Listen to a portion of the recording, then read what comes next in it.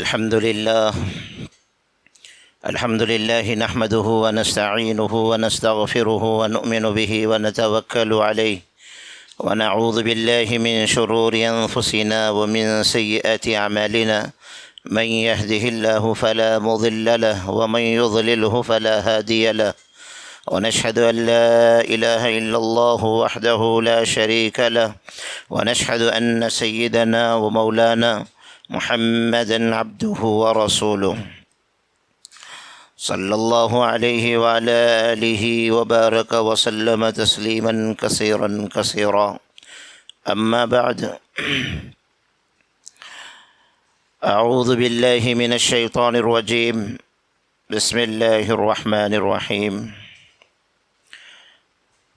يمحق الله الربا ويربي الصدقات صدق الله العظيم قال النبي صلى الله عليه وسلم الزكاة قنطرة الإسلام وقال النبي صلى الله عليه وسلم ما نقصت مال من صدقة أو كما قال النبي صلى الله عليه وسلم۔ پردہ نشین اسلامی دینی ماں اور بہنوں، آج آپ کے سامنے زکوٰۃ کی اہمیت، زکوٰۃ کی فضیلت، زکوٰۃ کن لوگوں پر واجب ہے، کن لوگوں کو زکوٰۃ دینا ہے، کن لوگوں کو دینے سے زکوٰۃ ادا نہیں ہوگی، یہ ساری چیزیں آپ کے سامنے آئے گی۔ بغور سماعت فرمائیں گے تو زکوٰۃ جیسا ایک عظیم فرض، اس کی ادائیگی کا احساس اور صحیح ادا کرنے کے جذبے ہماری زندگیوں کے اندر پیدا ہوں گے۔ زکوٰۃ اسلام کا عظیم ترین عمل ہے۔ نماز، روزہ اور تیسرا جو رکن ہے وہ زکوٰۃ ہے۔ زکوٰۃ، اللہ تعالیٰ نے زکوٰۃ کے اس عمل کو قرآن پاک میں 60 سے 70 مرتبہ ذکر کیا ہے۔ 15 مرتبہ اللہ تعالیٰ نے نماز کے ساتھ زکوٰۃ کو ذکر کیا ہے، اور 30 مرتبہ خالص زکوٰۃ کا ذکر فرمایا، اقیموا الصلاۃ وآتوا الزکاۃ، اور 15 مرتبہ اللہ تعالیٰ نے نفلی صدقات کے ساتھ زکوٰۃ کو ذکر کیا ہے۔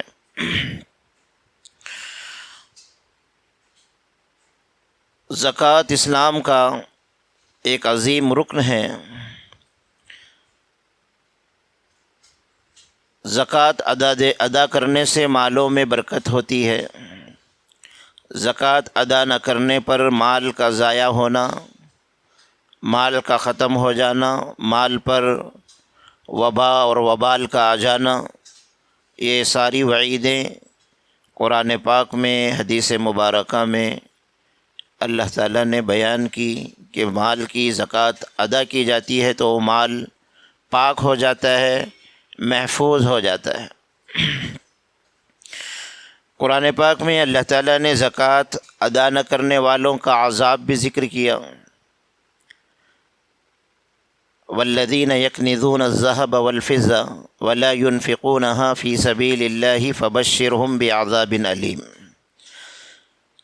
وہ لوگ جو اپنے مالوں کو، سونے چاندی کو جمع کر کے رکھتے ہیں اور اس کی زکوٰۃ نہیں نکالتے، اللہ کے نبی کو حکم ہو رہا ہے کہ اللہ کے نبی آپ ان لوگوں کو دردناک عذاب کی خوشخبری سنا دیں۔ دردناک عذاب کی خوشخبری کا لفظ آیا ہے۔ دردناک عذاب کا خوف ان کو بتا دیں، یہ بھی ہو سکتا تھا۔ تو پتہ یہ چلا کہ جو آدمی دنیا میں مال کو جمع کرتا ہے وہ گویا کہ ایک مسخرہ پن کر رہا ہے۔ کل قیامت میں تیرے ساتھ ان عذابات کا سامنا کرنا پڑے گا۔ اللہ تعالیٰ نے دوسری آیت میں اس عذاب کی تفصیل کو بیان فرمایا۔ یوم یحمى علیہا فتقوی بہا جباؤہم وجنوبہم وظہورہم، عذاب کیا دیا جائے گا یہ سونے یا چاندی کے زیور جو عورتیں پہنتی ہیں، اس کی زکوٰۃ ادا نہیں کرتی تو یہی سونے چاندی کو اللہ تعالیٰ پگھلا کر چھوٹے چھوٹے ٹکڑے بنا کر جہنم کی آگ میں پگھلائیں گے، اور اس آگ سے اللہ تعالیٰ ان سونے کے ٹکڑوں کو آگ میں تپا کر گرم کر کے تپش دے کر ان کی پیشانیوں کو، ان کے پہلوؤں کو، ان کی پیٹھوں کو اس سے داغیں گے، اور ان سے کہا جائے گا یہ وہ تمہارا خزانہ ہے جو تم دنیا میں جمع کر کے رکھتے تھے۔ تو کتنا بڑا وبال ہے، آج ہم سونے چاندی کے زیور پہن کر خوشی محسوس ہوتی ہے، اگر اس کی زکوٰۃ ادا نہیں کی گئی تو کل قیامت میں یہی سونا چاندی ہمارے لیے وبال بنیں گے، عذاب کے مستحق ہونے کا ذریعہ بنیں گے۔ اما جان عائشہ رضی اللہ عنہا کے ہاتھ میں چاندی کی انگوٹھی یا سونے کی انگوٹھی تھی۔ حضور صلی اللہ علیہ وسلم نے پوچھا عائشہ یہ کیا ہے؟ کہا اللہ کے نبی میں نے حسن کے لیے کہیں سے اس کو منگایا ہے کہ میری انگلیاں ان انگوٹھیوں کو پہننے سے میرے ہاتھ خوشنما معلوم ہو، کیونکہ ازواج مطہرات کا زندگی کا جو معمول تھا وہ سادگی والا تھا، کیونکہ اللہ کے نبی نے ان کو آخرت سمجھائی تھی اور دنیا کی بے ثباتی اور دنیا کے ختم ہونے اور دنیا کے فنا ہونے کا احساس زندگیوں میں پیدا فرمایا تھا۔ تو دنیا کی چیزوں سے دل لگانا، دنیا کی چیزوں کو، دنیا کی خواہشوں پہ مر مٹنا، یہ ازواج مطہرات رضی اللہ عنہم کا معمول نہیں تھا۔ تو پوچھا کہ یہ انگوٹھی کہاں سے آئی؟ تو کہا کہیں سے منگا لی ہے۔ فرمایا کیا تم اس کی زکوٰۃ دیتی ہو؟ تو فرمایا کہ اللہ کے نبی میں نے تو اس کی زکوٰۃ نہیں دی۔ تو اللہ کے نبی صلی اللہ علیہ وسلم نے فرمایا کہ جو سونا اور چاندی پہنی جاتی ہے وہ اس کی زکوٰۃ نہ نکالنے پر قیامت کے دن اللہ تعالیٰ ان کے ہاتھوں میں، ان کے پیروں میں، ان کے گلوں میں آگ کے زیور پہنائیں گے۔ کتنا بڑا وبال اور کتنے بڑے گناہ اور کتنے بڑے عذاب کے مستحق بن جاتے ہیں زکوٰۃ کی ادا نہ کرنے پر۔ زکوٰۃ کا خوب اہتمام کرنا چاہیے۔ زکوٰۃ کی ادا کرنے سے مال میں بڑھوتری کا وعدہ اللہ کا ہے۔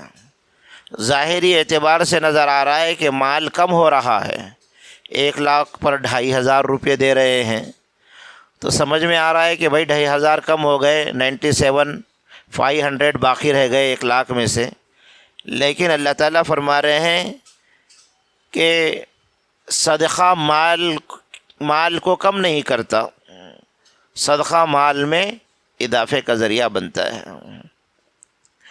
سود کو اللہ تعالیٰ مٹاتے ہیں اور صدقات کو بڑھاتے ہیں، یہ اللہ کا وعدہ ہے۔ تو جس مال کی زکوٰۃ نکالی جاتی ہے اللہ تعالیٰ اس مال میں برکت دیتے ہیں۔ برکت کسے کہتے ہیں؟ کہ تھوڑی چیز میں بڑا نفع نظر آ جائے۔ مال کی کثرت کو برکت نہیں کہتے، تھوڑی چیز میں زیادہ کام ہو جاوے اس کو برکت کہتے ہیں۔ بے برکتی کیوں ہوتی ہے؟ آج ہم اپنے زمانے میں دیکھیں کہ بے برکتی کا سیلاب ہے، جتنا کما رہے ہیں اتنا ہی ہماری ضرورتیں پوری نہیں ہو رہی ہیں۔ پہلے 1 کماتا تھا 10 کی ضرورتیں پوری ہوتی تھی، اب 10 کماتے ہیں 1 کی ضرورت پوری نہیں ہوتی۔ سارا سال ہائے ہائے ہائے ہائے کرتے ہوئے زندگی گزارتا ہے۔ وجہ یہی ہے کہ ہم اپنے مالوں میں جو زکوٰۃ فرض ہے، جس سے مال پاک ہو جاتا ہے، برکت آتی ہے، بے برکتی نکل جاتی ہے، اس چیز کو مال میں ملا کر رکھتے ہیں، تو بے برکتی کا نتیجہ ہم اپنی زندگیوں میں دیکھتے ہیں۔ بے برکتی کیا ہے؟ مال بہت ہے لیکن بیماریاں آ گئی، لاکھوں روپے ہاسپٹل میں لگ گئے، اب مال وہاں پر ضائع ہو گیا۔ فضول خرچی میں خرچ ہو گیا، چوری ہو گیا، یا کسی نے جیب کاٹ لی، ایسے بہت سے حادثات مال پر آتے ہیں اور مال ضائع ہو جاتا ہے۔ اور برکت کیا ہے؟ تھوڑا ہو لیکن نفع اس میں زیادہ ہو۔ تھوڑا مال ہے، سال بھر بیماریاں نہیں آئیں، فضول خرچی نہیں ہوئے، بیکار ضرورتیں سامنے نہیں آئی، تھوڑے میں پوری ضرورت ہماری ہو رہی ہو۔ ایک ہمارے استاد تھے طالب علمی کے زمانے میں، کہنے لگے کہ اس بکیٹ کے اندر برکت، جو بکیٹ میں نے خریدی ہے اس میں برکت میں نے دیکھی ہے۔ تو طلبہ نے پوچھا برکت حضرت کیسی؟ کہا کہ 50 سال سے میں اس بکیٹ کو استعمال کر رہا ہوں، یہ بھی برکت ہے کہ زیادہ مدت تک ایک چیز کا کام آ جانا، یہ بھی برکت ہے۔ نئی نئی چیزیں گھر کے اندر لائی جا رہی ہے، پھر چند دنوں میں ختم ہو رہی ہے، تو یہ بے برکتی ہے۔ تو یہ برکت میری ماں اور بہنوں زندگیوں میں آتی ہے خرچ کرنے پر۔ خرچ کرنے پر اللہ کے دینے کا وعدہ ہے، کنجوسی کرنے پر اللہ کا مال کے کھینچ لینے کا وعدہ ہے۔ حدیث پاک میں آتا ہے، اللہ کے نبی صلی اللہ علیہ وسلم نے ارشاد فرمایا، روزانہ 2 فرشتے آسمان سے زمین پر اترتے ہیں اور دعا دیتے ہیں۔ کیا دعا دیتے ہیں؟ اے اللہ، مال کے خرچ کرنے والے کے مال میں برکت عطا فرما، اللہم آتی منفقا، خرچ کرنے والے کو اور عطا فرما، اللہم ممسکا، اللہم تلفا ممسکا، اے اللہ اس کے مال کو ضائع کر دے جو اپنے مال کو روک کر رکھتا ہے۔ تو روکنے والے پر مال کی ہلاکت کی بد دعا، اور مال کے خرچ کرنے پر مال میں اضافے کی دعا، یہ فرشتے دے رہے ہیں۔ حدیث پاک میں آتا ہے، خرچ کرنے والے کی مثال اور کنجوسی کر کے مال کو راہ خدا میں نہ دینے والے کی مثال بتائی کہ سخاوت ایک درخت ہے جس کی ٹہنیاں زمین میں ہے، جس کے درخت جڑ پہ زمین میں ہے اور اس کی ٹہنیاں جنت کے اندر جاتی ہیں۔ جو اس درخت پہ چڑھ جاتا ہے اس ٹہنی کے ذریعے سے جنت میں چلا جاتا ہے، اور شو اور بخل وہ جہنم کا درخت ہے کہ جو اس کو اختیار کرتا ہے وہ ٹہنی پکڑ کر جہنم کے اندر داخل ہو جاتا ہے۔ تو خرچ کرنے پر اللہ تعالیٰ مغفرت کے بھی وعدے فرمائے ہیں۔ زکوٰۃ کا نظام اللہ تعالیٰ نے بنایا ہے، وہ مخلوق خدا کی خدمت کے لیے اللہ تعالیٰ نے زکوٰۃ کا نظام بنایا ہے، کیونکہ دین کا خلاصہ، دین اسلام کا جو خلاصہ ہے وہ 2 چیزیں ہیں، ایک اللہ کی عبادت اور دوسرا مخلوق خدا کی خدمت۔ اور زکوٰۃ کے ذریعے سے مخلوق خدا کی خدمت ہوتی ہے۔ آدمی کا مزاج کنجوسی کا ہوتا ہے، دوسرے کو نہ دینے کا مزاج ہوتا ہے، بہن پریشان ہے، بھائی پریشان ہیں، رشتہ دار پریشان ہیں، بیٹی کی شادی کے لیے تڑپ رہے ہیں، کوئی بھائی اور بہن بیماری میں تڑپ رہے ہیں، اب وہ اس کے دروازے پر آ کر مالدار بھائی سے مال مانگتے ہیں تو دیتا نہیں ہے۔ تو اللہ تعالیٰ نے زکوٰۃ کا ایک نظام بنایا، یہ تو دینا ہی دینا ہے ورنہ گناہ ہوگا اور اس کے مال کے ضائع ہونے کا ذریعہ بنے گا۔ تو اللہ تعالیٰ نے ایک نظام بنایا مخلوق خدا کی خدمت کے لیے۔ اب وہی بھائی کم از کم دل میں یہ خیال آئے گا کہ مجھ کو زکوٰۃ دینی ہی ہے تو میں اپنی بہن کو دوں، اپنے بھائی کو دوں، کم سے کم اس طریقے سے زکوٰۃ کے ذریعے سے اس کے دل کے اندر خیال ضرور آئے گا کہ میں اپنے بھائی اور اپنی بہن کی مدد کروں۔ تو اللہ تعالیٰ بندوں کے اوپر رحم کھاتے۔ تو ایک نظام جو زکوٰۃ کا بنایا ہے، وہ جو نظام ہے وہ مخلوق خدا کی خدمت کے لیے۔ زکوٰۃ کے معنی آتے ہیں پاک و صاف ہونے کے۔ زکوٰۃ ادا کرنے سے ہمارا مال پاک و صاف ہو جاتا ہے۔ اگر اس کی زکوٰۃ نہیں نکالی جاتی تو وہ زکوٰۃ کا جو مال کا میل ہے وہ سارے مال کو خراب کر دیتا ہے۔ آپ اس کی مثال یوں اندازہ لگائیے کہ کسی کو شوگر کی بیماری ہے، انگلی میں زخم نکل آیا شوگر کی کثرت کی وجہ سے، زیادتی کی وجہ سے۔ اب ڈاکٹر کے پاس جا رہے ہیں کہ بھئی یہ جسم انگلی سڑ رہی ہے، تو ڈاکٹر کہے گا بھئی اس کو کاٹ کے پھینکنا پڑے گا ورنہ سارے جسم کو یہ انگلی سڑا دے گی۔ کسی کو کینسر کی بیماری ہے تو ڈاکٹر کہے گا بھئی ان کو فلاں جگہ کینسر ہے، اس کو کاٹ کر باہر نکال کر پھینکنا پڑے گا، تبھی جا کر جسم ان کا کینسر سے محفوظ ہو سکتا ہے۔